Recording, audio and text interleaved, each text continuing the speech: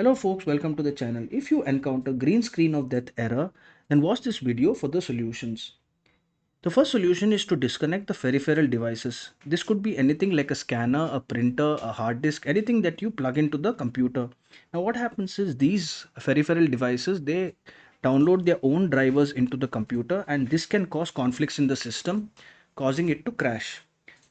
So once you disconnect the peripherals, if this problem is resolved, then it should be a problem with the peripheral accessories. If not, then we'll restart the system in the clean boot configuration. To do that, we will look for system configuration in the search bar and we will click on services.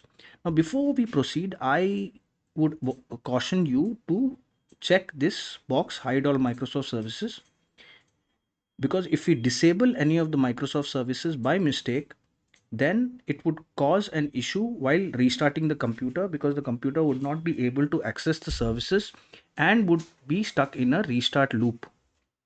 So once we have checked this box, then we'll check all the unwanted third party apps or services and we will click on disable all, click on apply and click on OK. Then we will click on restart and it will restart in clean boot and no Windows services will be running in the background, and this should resolve the green screen of that error. If you're still getting this error, then we have to remove the recently installed updates.